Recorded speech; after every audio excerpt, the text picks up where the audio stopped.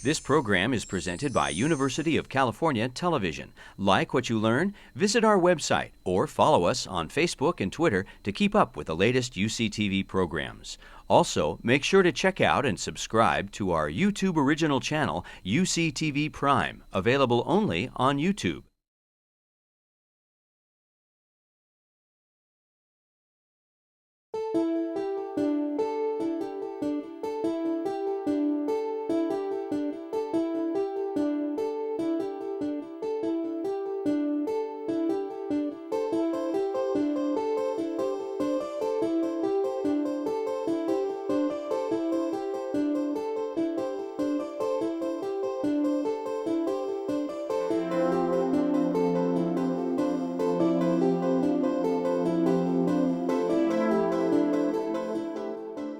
My talk today is about Obama, the Tea Party, and the future of American politics. I think we can all recall the tumultuous, joyful scene in Grant Park in Chicago on November 5th, 2008, when a massive crowd greeted Barack Obama, Joe Biden, their families, as the first African-American president of the United States was elected, and one who promised change that a very large majority of Americans wanted at that point.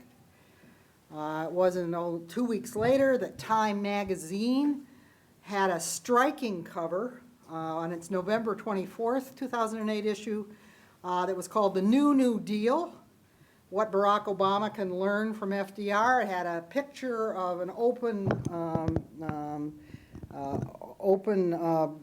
convertible with a grinning Barack Obama with a fedora and a cigarette hanging from his mouth, Franklin Roosevelt style.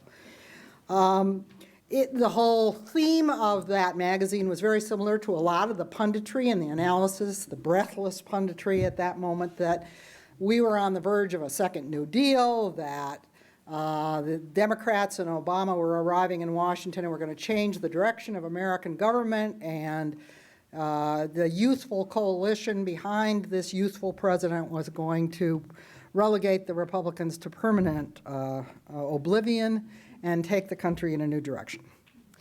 Okay, that was then, and then 2 years later, in November 2010, the scene was very, very different. The Republican Party was not only not in oblivion, it had thundered back to one of the biggest sweeping victories in any election in the 20th century. It took 63 seats in the House to take the gavel from Nancy Pelosi and hand it to John Boehner.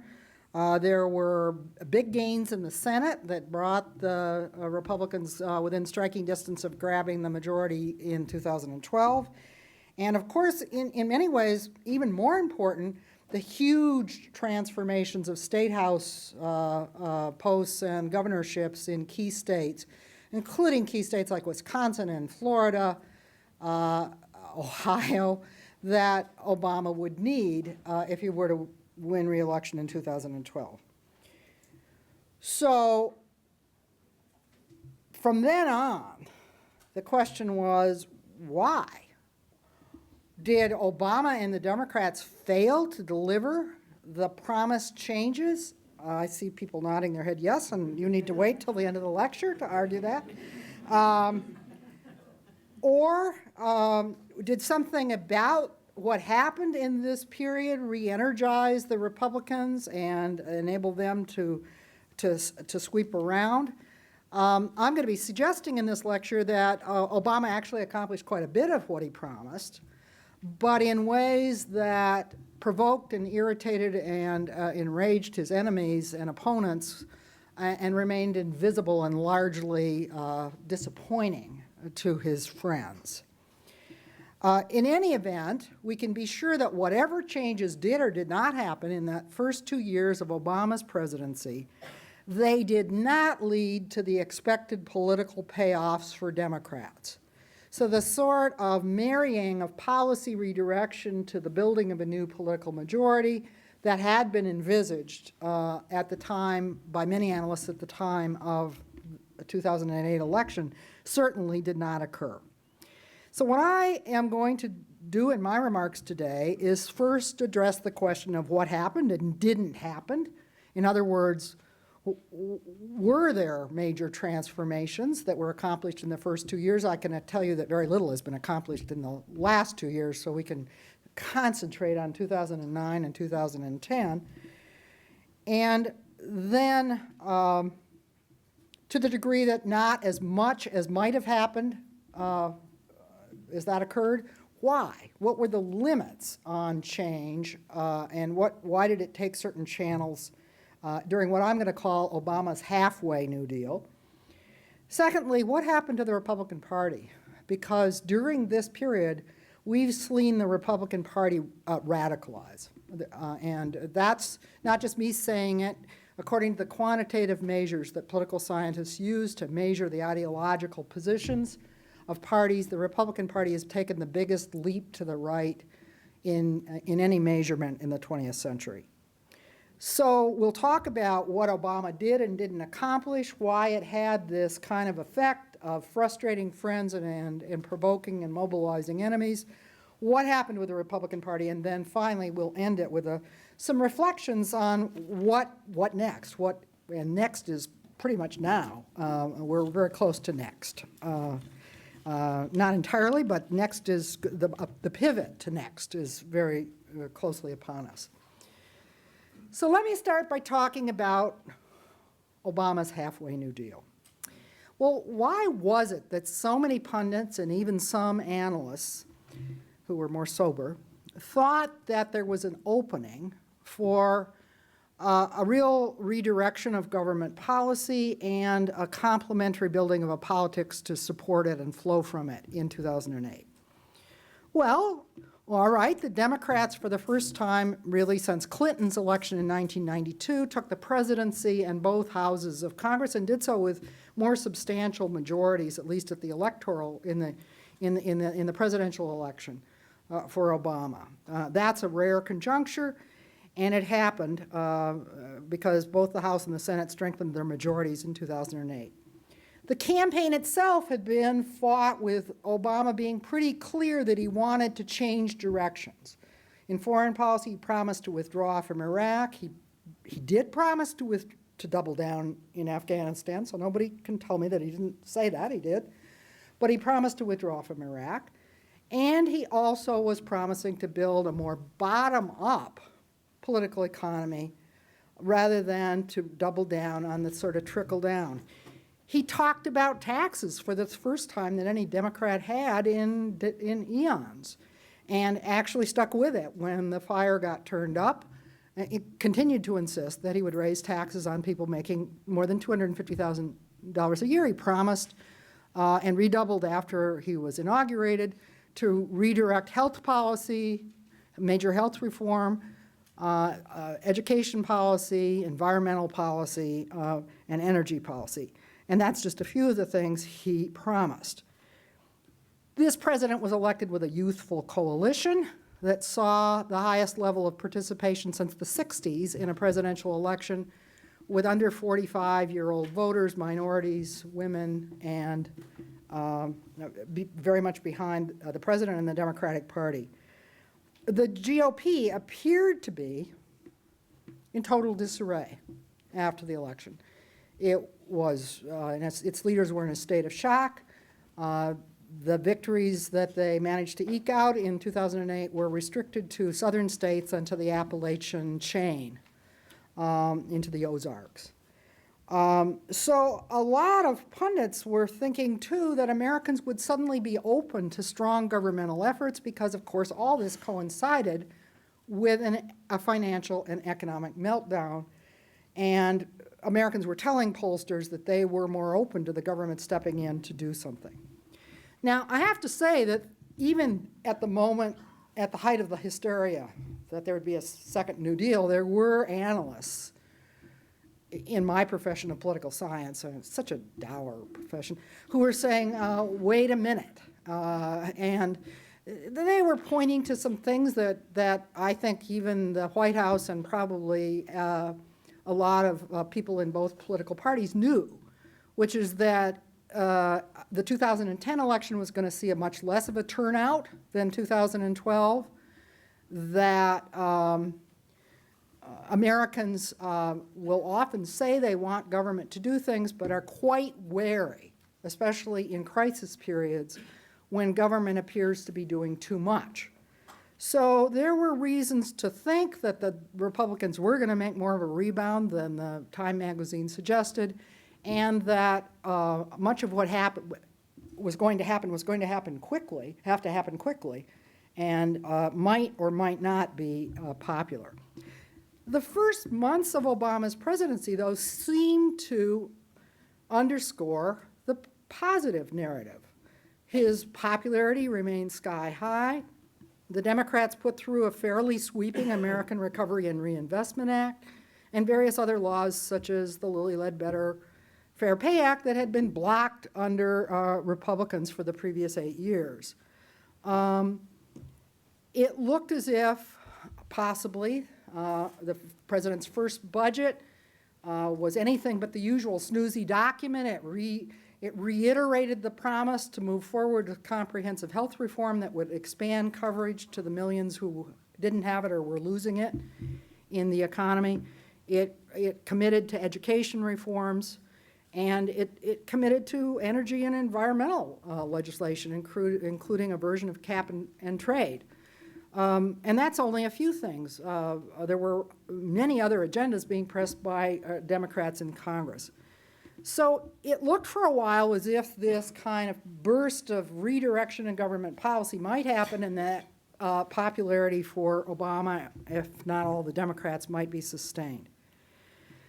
But it didn't take long before things bogged down and the popularity waned as the economy plunged into the highest levels of unemployment and the greatest levels of distress, particularly in the housing market, since the Great Depression. So I'd like to talk about what happened and what didn't happen after that by invoking a comparison to the first New Deal period of the 1930s. I'm not doing that to suggest that these two periods are the same, but to use the comparison to clarify what is different about the political and institutional context in our time and what was different about the crises. But they do invite comparison because these are both moments in the 21st century in which reform-oriented Democratic presidents backed by large Democratic majorities come to Washington in a moment of massive and profound national economic crisis. And that brings me to the first point I want to make. We have to ask what kind of economic crisis and what the timing of the downturn was in relation to the arrival of the reformist Democrat. In the Great Depression, I've tempted to say you will recall, but I don't think any of us recall, but we recall from history. Roosevelt arrived 3 years into the downturn, 25% national unemployment. So desperate were the businesses, the farms, the homeowners, the workers of the country that the bills Roosevelt sent to Congress were passed by huge bipartisan majorities even before the written texts arrived. Didn't last, but that's the way it was the first year. Obama, by comparison, arrived just as the crisis was starting, a financial crisis. He ended up, as it were, holding hands with Herbert Hoover. Roosevelt had been very careful not to hold hands with Herbert Hoover. Obama had little choice because he was drawn into the negotiations to prevent the Wall Street meltdown from turning into a second worldwide Great Depression, even before he took office, and continuing after he moved into the White House. So he didn't arrive at a moment when most Americans understood the need for massive emergency action by government. And he certainly didn't arrive at a moment when both parties were prepared to support his emergency efforts. Furthermore, his involvement in preventing the Wall Street meltdown almost certainly influenced his choice of economic advisors and his choice of Secretary of the Treasury. He picked people with ties to Wall Street. Many on the left are really think that's just awful. And maybe it is, but it was understandable. Those were the people he had been dealing with. Those were the people that he probably hoped could talk these institutions into righting the ship before it completely broke apart. So, from the point of view of ordinary Americans, they ended up conflating the stimulus with the bailout of Wall Street, thinking of them as one and the same, and the president himself appeared to be saving the big boys while allowing all of the rest of America to suffer losses in family income and, in many cases, employment. In many ways, middle-class America began to wonder, what is this all about, and is this really addressing what we care about? Obama did not stress investments in jobs, even though many of the investments in the Recovery Act were about creating or saving jobs. Now, the second big thing, of course, is GOP obstruction. Unlike the Republicans and conservative Democrats who went along with the early stages of Franklin Roosevelt's New Deal, certainly they turned against it by 34, but the first part. Obama faced almost a solid wall of deliberate opposition from Republican leaders from the moment he moved into the White House. We now know that they had a dinner the night of the inauguration to set in motion this plan. It was a cold-blooded but rational calculus on the part of the congressional leaders of the Republican Party, McConnell and Boehner. They were dealing with a demoralized, angry base being whipped into fear and anger by Rush Limbaugh and others in the right-wing media, and they didn't see any percentage in cooperating with efforts to limit the economic downturn because they didn't think they'd get credit for cooperation, and they thought if the economy turned up quickly, that would merely help to reelect a president that they very much wanted to displace.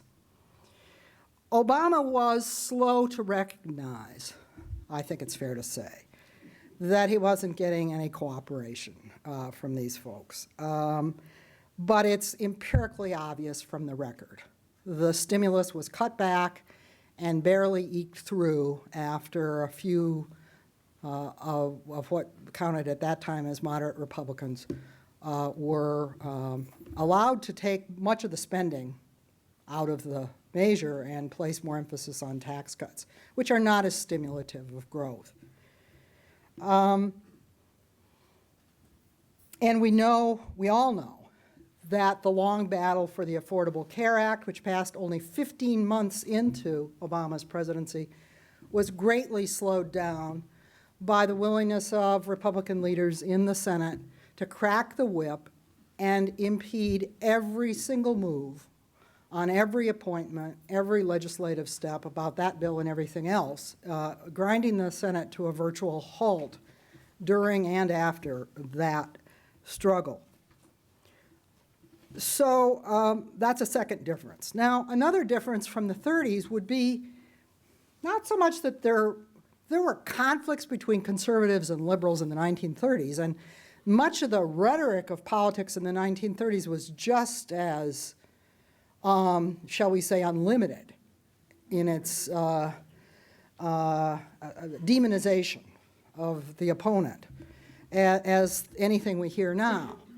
There's nothing about American politics that's really a Tea Party, if I can say so, in that Tea Party sense, the old Tea Party sense.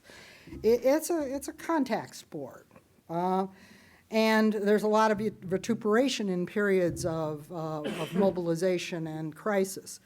But the difference in the 1930s was that ideological polarization and partisan polarization did not perfectly line up. There were moderate to liberal Republicans who went along with parts of the New Deal. There was certainly a conservative bloc in the Democratic Party, which ended up being the arbiter of how far things like labor law reform or the shape of Social Security, how many groups it included in the society went.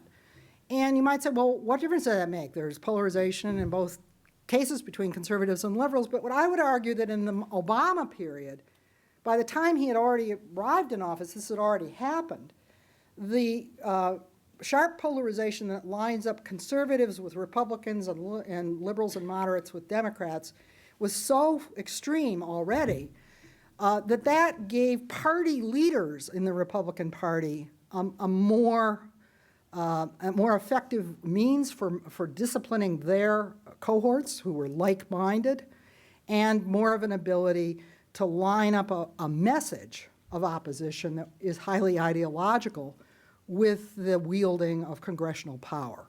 So it does matter. It also matters that given the norms of parts of the media, which will always give equal time to Democrats and Republicans. And so the message that would be heard, especially from the Republican side, would be consistent in certain ideological terms in our period. Now that brings me into another factor that really matters, and that's the structure of our media, of mass media, of communications. Both Franklin Roosevelt and Barack Obama were innovators in presidential communication. Franklin Roosevelt was famous for his radio chats with the American people, fireside chats, in which he hopped over the newspaper editors who were mostly opposed to him and got right into people's homes through the radio. Obama, as you know, does these weekly internet video chats that are pretty good. They get to a lot of people and allow him to bypass the scrum that would take the message in another direction. But that's where the similarity ends, because by the time you get to our era, the 20th century norms of balance, in which newspapers and television outlets after the 60s kind of say, well, there's two sides to every story. Obviously, there's not just two sides to every story, but that's what they've said for many decades. There are two sides to every story, so we're going to have one Democrat and one Republican to tell those stories, or one pro and one con to tell those stories. Well, we still have parts of our media, some newspapers to the degree that they're, hobbling on in economic circumstances, some television networks that try for that. But we also have the growth of a right-wing media sector around Fox News that is much more like 19th century American politics. In 19th century American politics, media outlets were overtly aligned with one political party or the other, and frankly presented a combination of propaganda and news. Everybody knew they were. That's the way it worked. So now what we have is frank propaganda combined with information or disinformation in the Fox network, which is reinforced by a network of radio talk hosts around the country that echo those messages. That coexisting with economically stressed, increasingly fragmented media outlets, some of them internet, some of them newspapers, that are still trying to do a little bit of this and that. That combination of 19th century media and 20th century institutions under stress and increasingly fragmented leads to a situation in which the right wing can set the agenda. Time and time again, Fox and the talk radio people raise some accusation or scandal, and the rest of the media spends time discussing it. The New York Times always waits a few days and then has an article about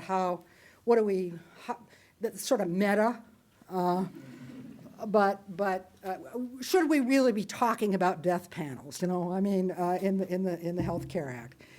Now, my point would be that makes it very difficult for a government official, president, Congress, who are trying to promote fairly complicated changes to even get an explanation of what they're trying to do through the hubbub. And all the more so because the citizens are partly aligning themselves by age group and by partisan identification with different sets of media outlets, so that people aren't even hearing the same facts or the same realities at all. Now that brings me to the final big difference I want to draw between FDR and Obama, between the first New Deal and the attempt at a second one, and that is there's a huge difference between trying to expand federal government interventions and benefits into new sectors of social and economic life for the first time in peacetime, and trying to remake already deeply entrenched sets of regulations, benefits, taxes, and tax credits. When Roosevelt and the New Dealers were putting in place Social Security, some of the first labor laws, some of the first financial regulations, there was certainly intense argument about whether it should be done. But people had an idea that something was happening, that something new was happening, and some sense of what it was. And that was true both among the opponents and among the proponents and the possible beneficiaries. Now, Obama arrives in 2008.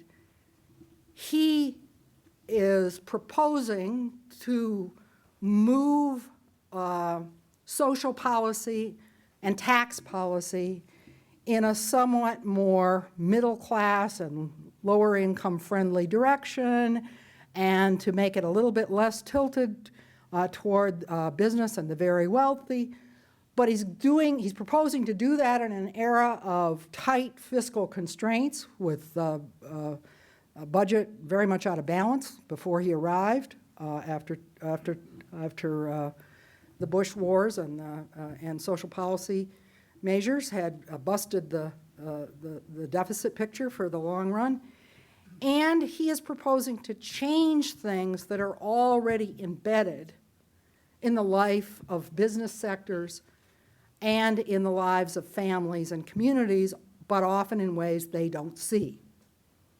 So, for example, in higher education loans, Obama set to work to remove subsidies from banks that they were using to channel loans through college financial aid offices, recapture some of those resources to expand the Pell Grants for low-income students, and make more loans to middle-class families at a lower expense to the federal government. Sounds logical, but in a situation like that, which was repeated, by the way, in the healthcare arena, a very complicated public-private healthcare system in which Obama was going to retrieve some resources committed to Medicare and Medicaid, some of the subsidies being given to hospitals, pharmaceutical companies, medical device manufacturers, and unionized workers, and take those resources and redirect them to the expansion of coverage for low and middle and lower middle income people. In both of those cases, the people whose toes were going to be stepped on, the businesses that were going to lose regulated profit opportunities or subsidies, the wealthy people who are going to be asked to pay a smidgen more in taxes, the wealthy Medicare people who might have to pay a little bit more, as you will recall, the unions whose workers might have to take a little bit less generous tax subsidy for 10 years from now in their health benefits. So this is not really just partisan. All the players with the embedded advantages knew their toes were being stepped on and could mobilize instantly in opposition. But many of the beneficiaries couldn't see what they would get, either because the transformations were occurring in things they didn't even know they were getting in the first place. There's a lot of good research now that shows that Pell Grant recipients don't even know they're getting a Pell Grant. Whereas, GI benefits after World War II, every GI knew. And that's a direct benefit, but it's so embedded in the layers of tax credits and loan subsidies and letters that nobody can read, that aren't in English, that they don't know. And certainly large numbers of people who were going to be beneficiaries of the Affordable Care Act, the 30 million who are going to get expanded affordable health coverage through Medicaid or through subsidies on the health insurance exchanges, they didn't know what they were going to get. So there's a huge difference between putting into place fairly clear, direct government benefits and regulations in the first place and trying to rework a forest of regulations, subsidies, and benefits that include many invisible tax credits and subsidies for businesses to deliver things, or nonprofits to deliver things to people indirectly. There's a huge difference. And Obama, in many ways, has paid the price because his enemies knew, and his friends still don't know, in many cases, what they stand to get or what they have already gotten. Now that brings me to what I want to talk about next, which is the Tea Party and the Republican Party. You know, I've talked about all this stuff about Obama, but in the long run of history, people may look back at this period and say the real story here was not the Democrats, not their attempts to change things in Washington, but the radicalization and the mobilization of the Republican Party. It's certainly not Dwight Eisenhower's Republican Party anymore. It's not Richard Nixon's Republican Party. It's not even John McCain's Republican Party. Because remember, in 2008, John McCain said global warming was a serious issue. Sort of advocated cap and trade. He was a little vague on that. And he certainly reiterated that Republicans, too, wanted to get health insurance to everyone. It's just that they had a different way of doing it. That's not where we are now with the Republican Party. There has been a documentable leap to the right in what party leaders, candidates, and office holders are prepared to say about all of these issues, and in the quantitative measures that political scientists use to measure their voting behavior. So what happened? In many ways, this was a period in which the cold-blooded leadership calculation that's nevertheless rational that I described in 2009 that the Republican leaders in Congress took to oppose Obama and hope for the best in the next election, that was reinforced by the eruption and the pincer movement of the Tea Party. Now, what do I mean by that? It was just a few weeks into Obama's presidency when a rant, as it came to be called, occurred on CNBC. Rick Santelli, a financial commentator, went into an emotional rant in his television program invoking the founding fathers, including Jefferson. Is there a bust of Jefferson? No. To condemn mortgage assistance being put out by the Obama administration to losers, neighbors that weren't, that were, freeloading on the real Americans. And he called for Tea Party protests. And within weeks, there were regional demonstrations cheered on by Fox News and right-wing radio commentators. And we saw older people carrying signs denouncing Obama as a communist, a socialist, a Nazi, all at once. So it was almost as if the pact had returned temporarily. Within weeks after that, by late spring and through the summer of 2009, while the regional demonstrations were going on and building to the big one in Washington that was held in September of 2009 for the first time, Tea Partiers were taking another step, which to a student of American civic life like myself is quite extraordinary. Across the country, they started organizing regularly meeting local tea parties that met once a week or once a month. In our book, Vanessa Williamson and I have a map showing that they were all across the United States. They were put together by people who often met each other for the first time during some of the protests, and they were quite an achievement in this era where locally meeting citizens groups rarely happen and are not usually newly created. By 2010, Tea Partiers were beginning to influence elections. They were credited with part of the Scott Brown victory in Massachusetts, which really sent a cannon shot through Washington, D.C. And they were certainly responsible for, say, Crist being, the moderate Republican Crist being defeated in Florida and Marco Rubio displacing him in the Republican ticket. They went on during the course of 2009 to influence quite a few substitutions of very, very conservative Republicans for merely very conservative Republicans, and were credited with a lot of the energy that helped the sweep of the Republicans that I described earlier in November 2010. Now, one of my graduate students, Vanessa Williamson, and I were working on other projects as all this began to unfold. I was working on the Obama presidency, and we obviously noticed something is happening here, and we were very interested to figure out what it was. So we set out to do the research that's been published in the Tea Party book, and we threw every possible research method at it. We collected all the surveys that asked who Tea Partiers were, what they thought, what other Americans thought of them, and arrayed them over time. We studied media coverage of the Tea Party, Fox News and CNN. We pulled together electoral statistics, and we commissioned a couple of undergraduates to help us put together a database of the 900 Tea Parties around the country by studying their websites, so we know where they are and what they're saying on their websites. But we also wanted to take another step. We wanted to talk to Tea Partiers.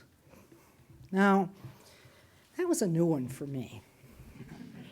I've talked to policymakers, but I've never talked to grassroots actors, particularly those who think that professors are demons. And I can tell you that in Tea Party land, Harvard professors are pretty bad, pretty high on the list. And it doesn't take much clicking around on the web to find out that I'm a known New Deal liberal. One Tea Partier that we were set to visit her Tea Party in Minnesota. We'd gotten the governor, or the Republican who ran for governor unsuccessfully with Tea Party support. He had arranged for us to visit a Tea Party outside of Minneapolis. We were all set to go when she clicked on her website on her computer one Saturday afternoon and discovered who Theda Skocpol was. And it tells you something about local Tea Partiers that she immediately canceled the engagement. It didn't matter that elites in her state thought she should cooperate. She wasn't about to do that when she wrote me an email, said, "Your views are not ours, don't come." Well, we didn't go. But we did go to visit and observe local Tea Parties in several parts of Virginia, several parts of New England, and Arizona. And when Tea Partiers would allow us to come. I mean, these are public meetings, so you can go. And I went to one of them incognito. I'll tell you about it in the question period. But we usually asked. And when they allowed us to come, and when they agreed a certain proportion of them to sit down with us for one-on-one personal confidential interviews, they were utterly gracious to us. We, of course, put aside our Harvardness for the occasion and showed respect to our fellow citizens. And that wasn't hard to do because the people we were interviewing were devoted citizens. They had organized volunteer meetings. They threw in their own money. Tea Parties do not receive checks from the Koch brothers. They are run like Methodist church gatherings in which ladies sell baked goods and people put money in a basket, or they sell things like beautiful Tea Party pins. I should have brought my Tea Party pin, or biographies of Sarah Palin, or for a proportion of the Tea Party pins are lovely, they're made in China. But that's how they raise money. So anyway, we visited these places and interviewed people individually, and here's what we found out by putting together our interviews with the survey research and the other resources. Tea Partiers are all older, white, conservative-minded people. They always vote for Republicans against Democrats, but they are suspicious of the established Republican leadership, office holders, and Karl Rove, for that matter. They feel very strongly against regulation and spending, but when you sit down and talk with them one-on-one, you get a more nuanced view than you're going to get out of any national survey. We, for example, were curious what they thought about government regulation, and we had people whispering in our ear to find out if they were against Wall Street and willing to regulate business abuses. Well, I can report to you that we never heard a single Tea Partier criticize business in any way whatsoever, and although they didn't like the bailout, they blamed the politicians, not Wall Street. When it comes to regulation, they're completely opposed to any regulation of business or any regulation of private property homeowners, but they are very much in favor of cracking down on immigrants.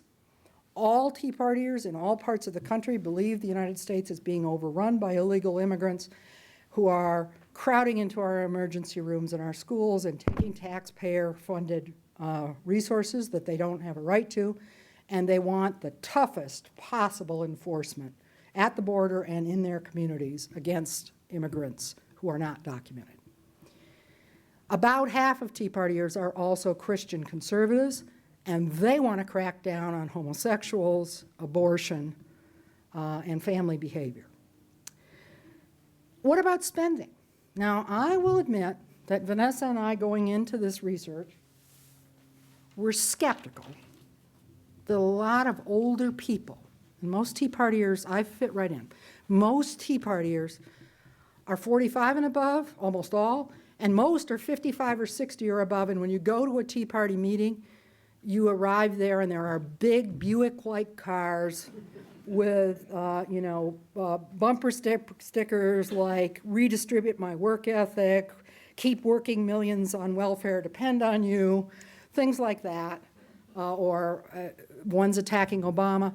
And they are older couples, men and women, who are attending these meetings together in most cases. And so we were skeptical that demographic, if you will, was completely against government spending.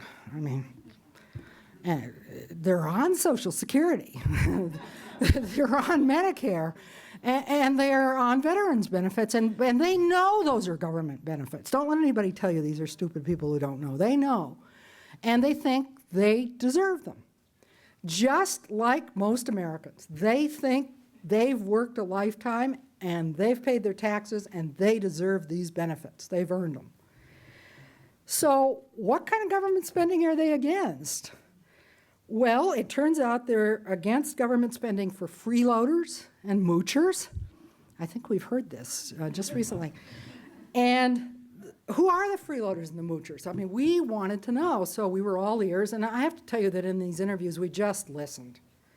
We'd ask the softballest questions and just wrote down the answers, no matter what they were.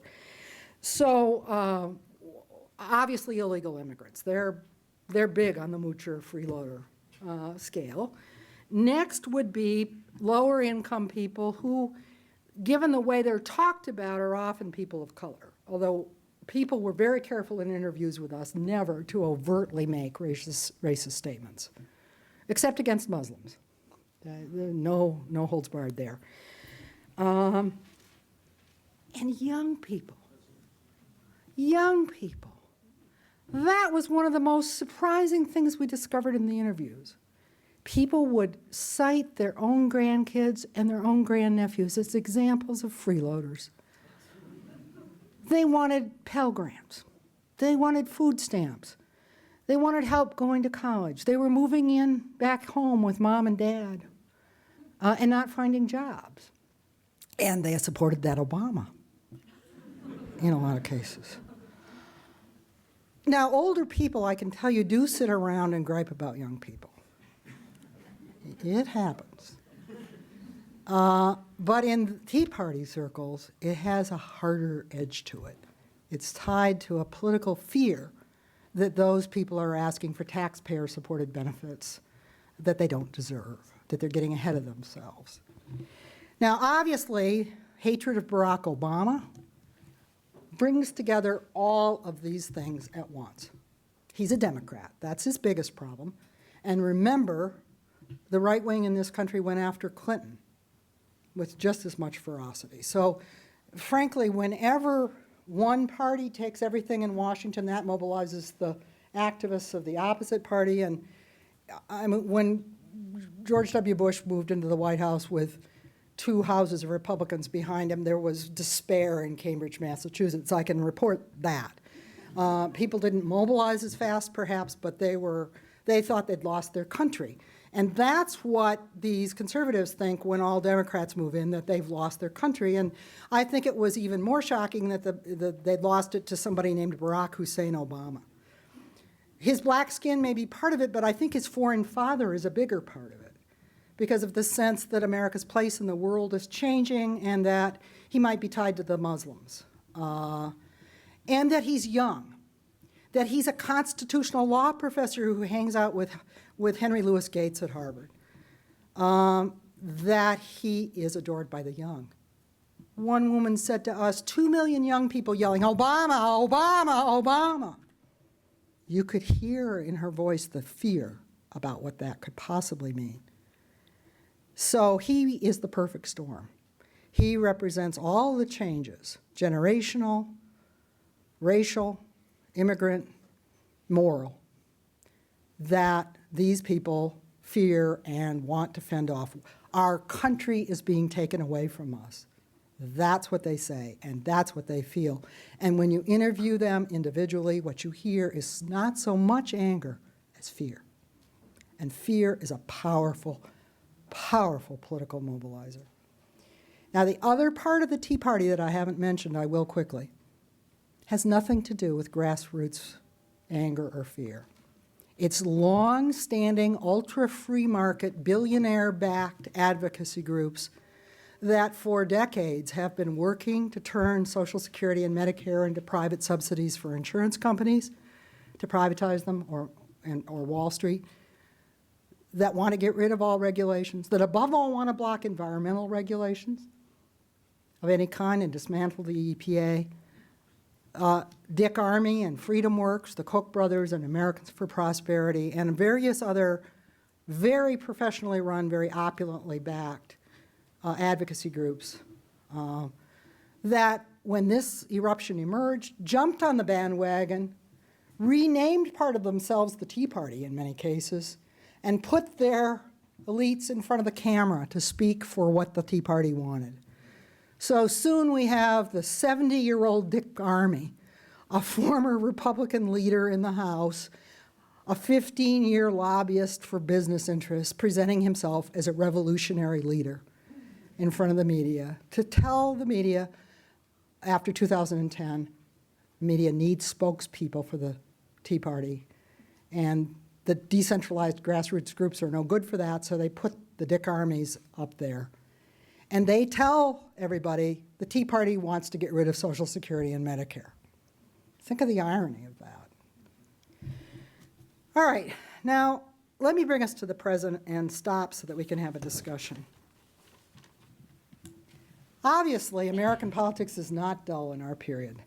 We went from the sweep into power of reform-oriented Democrats, perhaps on their way to building strong majorities in 2008, to this backlash that was not just a swing to Republicans, but something surprising to political scientists, a swing to Republicans who were at the same time being pulled far to the right, and where a pincers movement of big money interests and grassroots activists were enforcing a new kind of anti-compromise orthodoxy on Republicans running for office or Republicans in office. You really only have to knock a few Richard Lugers or Bob Inglis's or, I'm forgetting the man in Utah, Bob Bennett. You only need to knock a few of them off to terrify all of them in Washington. And then they suddenly stopped voting for anything that could be construed in any way as a compromise. And that was the point. That was the point of the grassroots mobilization from below of half the Republican base, half, and the more attentive half, the half that knows what's being debated, that goes to the public debates, that sends delegations to congressional offices, that sends letters. All the things citizens are supposed to do, by the way, they do them. And you combine that with the money that can flow into any election to fund a challenger to a too moderate Republican. And that's where you get to the situation we've had in the last 2 years where Republicans refuse to compromise on anything. Came very close to pushing the United States of America into default. And the local Tea Partiers I knew in Virginia, who lovely people, a lot of them really lovely people, they were all for it. On the grounds that, well, things were a mess already, so why not just go all the way? The last time I heard that was when I was a new leftist in my 20s, and there were Leninists arguing that. It was stupid then, and it's stupid now, but that's the kind of pressure that Republican office holders and candidates are getting, and which Republican office seekers have not held up against. And a case in point is a man named Mitt Romney, who has signed on to every extreme grassroots and elite Tea Party priority that there is. I thought he was doing it stealthily. I wrote an op-ed in April calling him the stealth Tea Party candidate. Forget the stealth. He's open about it. He's both endorsing the crackdown on immigrants that the grassroots prioritize and the rollback of the New Deal and Great Society and the privatization of Social Security and Medicare, which is what Ryan stands for, who is a protege of the Koch brothers, brought up in the Americans for Prosperity Network in the Midwest. So this is quite a turnaround. And what's going to happen next? Well, you know as well as I do. I can't predict. All I can tell you is what the possibilities are. It turns out that the 2012 election is an even more important election than 2008. It's one of the most important elections in American history because it really is going to determine whether the attempts to, with difficulty, transform the direction of American tax, social policy, regulatory policy that Obama haltingly and imperfectly launched after 2008 will survive, the parts like Affordable Care that passed, and proceed. Or whether we're going to see not just a rollback of Affordable Care and the other Obama reforms like the Wall Street regulations, however imperfect they may be, but a radical rollback of the role of the place of government in providing security and opportunity. I haven't even talked about educational investments. Those are all there in the radicalized GOP and MIT and Mitt Romney program. And believe me, if they control the presidency, the House, and the Senate, they'll do it in 3 months. Filibusters will not matter. They'll be overridden. The Congressional Budget Office will not matter. It will be set aside. It'll happen very fast because they think it's their last chance. They see generational and racial and social changes in the United States that are going to make it impossible to realize these conservative goals, which are heartfelt for most conservatives, if they wait even one more election. So they're not going to wait. On the other hand, if Obama is reelected, the major accomplishments of what I call a halfway New Deal, which really were major, the Affordable Care Act, I don't care if it doesn't have a public option. It is one of the most redistributive pieces of legislation ever to pass in modern America. It taxes the wealthy and business interests to provide health insurance to millions of low-income and lower-middle-income working families. Its opponents know exactly what it is, and they understand that if it is implemented after 2014, Americans will want to keep its major parts. All of its specific parts, except the individual mandate, are highly popular. Once they're actually in place, along with the Medicare drug benefit, the 26-year-olds on the parents' insurance, the new rules of the game for insurance companies, they will cement a new relationship between the however muddling Democratic Party that passed them and the American majority. And so a lot is at stake politically as well as socioeconomically in the mere survival of that law. It will survive if Democrats survive one of the three. It won't if they're swept. And that's just the beginning. The EPA may be gone, or it may stay on. And the EPA is being used, however haltingly, to push in the direction of new kind of uses of energy in the United States.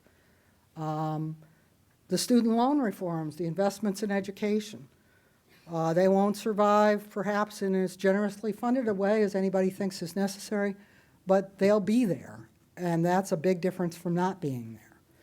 So it's a very important election, and it remains to be seen whether the lagging economic recovery, the imperfectly explained Obama economic measures, Bill Clinton did a better job of explaining it than Barack Obama ever did,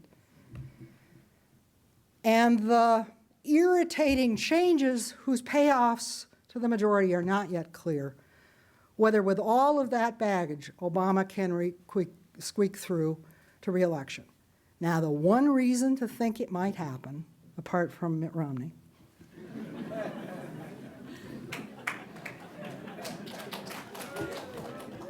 by the way, no Tea Partiers that we interviewed in the spring of 2011 were enthusiastic about Mitt Romney. And you know why they said? They said he's not authentic.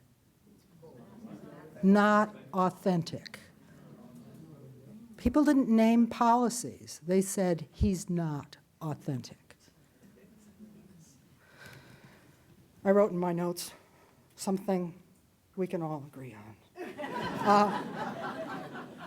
I mean, he was governor of Massachusetts as a liberal. So apart from that, the thing that is different this time is that in 2010, 2 out of 5 eligible voters went to the polls, skewed toward the old, the white, the conservative. The way it always happens in midterm elections, but more so, because the elderly swung heavily against the Democrats. They were convinced that Medicare was being destroyed, that death panels were being put into place. In this election, we'll be closer to the 3 out of 5 eligible voters that went to the polls in 2008. And the outcome may very well depend on how much closer we are. Because if you just ask for opinions, if you just ask registered voters even, Obama's way ahead. But he's not way ahead among those who are necessarily going to vote. So it's quite a cliffhanger, in my opinion, still, particularly since $1.5 billion of ads are about to be unleashed in the swing states, most of them on the Republican side. But the outcome on November 6th will tell us a lot about the kind of country we're going to be moving toward over the coming months and years. So let me stop on that.